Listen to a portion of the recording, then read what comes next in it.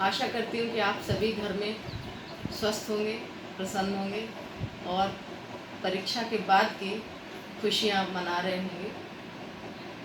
बच्चों, आप लोगों ने पूरे वर्ष भर पढ़ाई की, 365 दिन पढ़ाई करने के बाद उस पूरी कौशल को 3 घंटे में बोर्ड परीक्षा के दौरान बड़ी दक्षता के साथ, कौशल के साथ आपने श्रेष्ठ प्रदर्शन किया होगा निश्चित रूप से, और बहुत अच्छा परिणाम भी आपको मिलेगा।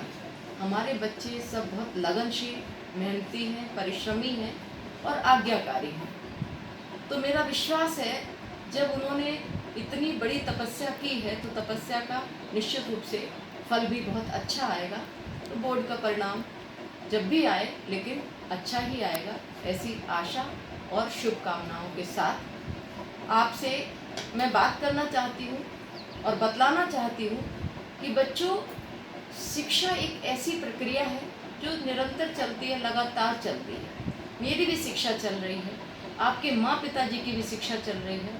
कभी हम किताबों से पढ़ते हैं तो कभी हम वातावरण से पढ़ते हैं, कभी हम ऐसे अपने आदर्श व्यक्तित्व से पढ़ते हैं, सीखते हैं, उनकी विधा, उनकी जीवन शैली से प्रेरित होकर के हम अपने जीवन में बदलाव लाते हैं। इस तरह हम जिंदगी पढ़ते हैं।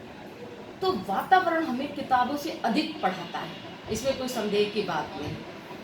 हम लोगों ने हाई स्कूल तक, 10th तक परीक्षा देकर के जिस पादान पर हम आ गए हैं, अब इसके ऊपर भी हमें बढ़ना है और अधिक क्षमता के साथ बढ़ना है, क्योंकि हर दिन हम बड़े होते हैं, हर दिन हमारा विवेक बढ़ता है, हमारी क्षमता बढ़ती है। तो उस क्षमता का हम सदुपयोग भी करें। फ्री रहेंगे तो हम फ्री रहना सीख लेंगे, हम लगातार परिश्रम करते रहेंगे तो परिश्रम करना सीख लेते हैं और हमारे आदत में वो चीज़ तब्दील हो जाती है। तब फिर हमारा काम बहुत आसान हो जाता है। अब हमारा भारत देश जिस विकास के गति को प्राप्त कर रहा है, डिजिटलाइजेशन हो गया है, हर जगह पढ़ाई की चर्चा होती है। बिना पढ़े हम ना बैंकिंग का काम कर सकते हैं, ना बाजार में काम कर सकते हैं, कि अब हम मॉनेटरी को केवल हम पैसे का आदान प्रदान फ़ोन से करते हैं, पेटीएम से करते हैं। ऐसे में अगर कोई अंगूठा टेक व्यक्ति है जिसको ये अक्षर ज्ञान नहीं है तो उसका जीवन कितना दुर्गम हो जाएगा। तात्पर्य कहने का ये है कि हम जिस विकास के क्षेत्र में कदम रख रहे हैं, जिस भारत देश के विकास के साक्षी बन रहे हैं, उस भारत देश में आने वाली पीढ़ी को कैसा होना चाहिए, विद्या भारती इसकी चिंता करती है।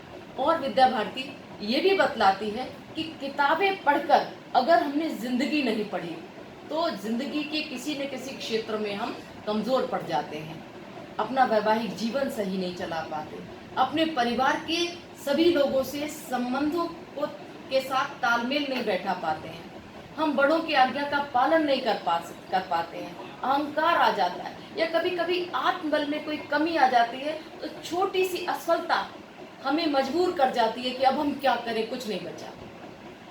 अगर बच्चों कुछ नहीं बचा तो भी आत्मबल बचता है, भगवान का सहारा बचता है। हम कुछ नहीं करते, ईश्वर करवाता है, लेकिन हमसे अच्छे काम तब करवाता है जब हम उसकी शरण में जाते हैं। तो विद्यालय हमें ये सिखाता है कि हम अहंकार को छोड़कर अपने से बड़ों का, गुरुओं का, माता पिता का आज्ञा का पालन करके पढ़ाई पढ़ के अपने जीवन में इतने श्रेष्ठ बने कि माँ बाप 10 जगह कहें कि मेरा बच्चा विद्या मंदिर में पढ़ता है। ऐसे सुंदर संस्कारों को लेकर के अगर उसमें शिक्षा का तालमेल हम जोड़ देते हैं तो हमारा जीवन गुलाब के फूल की तरह सुगंधित होने लगता है, खिलने लगता है। पता नहीं लगता इसने कब और कितना खिला ये और कब कैसे बढ़ा, लेकिन बढ़ने लगता है। तो बच्चों, मेरा आपके माता पिता से भी कहना है कि बच्चों को सदैव प्रेरित करें। अगर बच्चे कभी गलत कोई संदेश देते हैं उसकी तहकीकात करें। कोचिंग की ओर बहुत अधिक ध्यान ना दें कि कोचिंग ही सब कुछ करता है। मैं तो कहती हूँ सागर में आप डूबो, अंदर घुसो और रत्नों को निकालो, फिर परखो कि ये है क्या। किताबें भी यही कहती हैं कि हम पहले पाठ्यक्रम के अंदर जाएं और कॉन्सेप्चुअल नॉलेज को बाहर निकालें, पढ़ें और परीक्षा दें।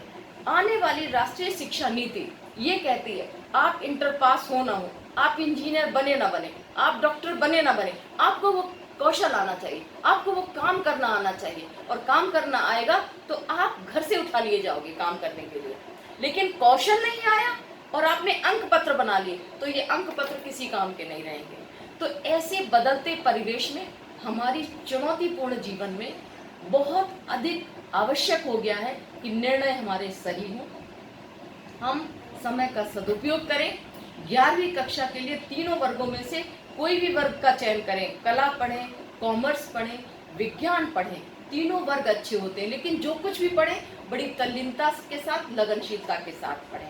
हम बिना समय गवाए हुए 18 तारीख सोमवार से 18 अप्रैल से कक्षाएं शुरू कर रहे हैं। तीनों वर्गों की कक्षाएं चलेंगी। बच्चों, हमारे विद्यालय में नर्सरी से पढ़ने वाले बच्चे अंग्रेजी माध्यम के, उन्होंने 10th बोर्ड की परीक्षा दी है और 11वीं में बोर्ड में अब यूपी बोर्ड का अंग्रेजी माध्यम वह पढ़ेंगे और अंग्रेजी माध्यम के बाद वह 12th की परीक्षा भी देंगे। नीचे से लेकर ऊपर तक आपका अंग्रेजी और हिंदी। बच्चों, अब हम आगे बढ़ते हैं, अपने नए पायदान पर 11th की पढ़ाई करते हैं, किस वर्ग का चयन करते हैं, ये सब हम डिसाइड करेंगे, लेकिन अतिशीघ्र डिसाइड करें। और 18 अप्रैल से सोमवार से प्रोविजनल क्लास शुरू हो जाएगी। आपका प्रोविजनल एडमिशन भी हो जाएगा, रजिस्ट्रेशन हो जाएगा और आप तुरंत रजिस्ट्रेशन के बाद क्लास अटेंड कर सकते हैं।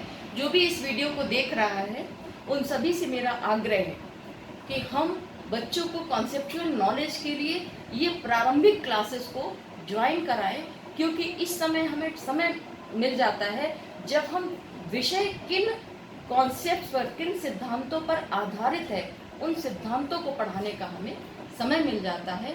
हमारे यहाँ के बहुत योग्य शिक्षक हैं जो कि विज्ञान, कॉमर्स और ह्यूमैनिटी सब्जेक्ट्स के साथ यहाँ पर शिक्षण कर रहे हैं। आप सभी से आग्रह है, बच्चों को भेजें, एक भी दिन का गैप ना करें। टेम्परेचर बढ़ रहा है, हमने बहुत कम समय के लिए विद्यालय खोल रखा है, लेकिन क्लासेस को अटेंड करें।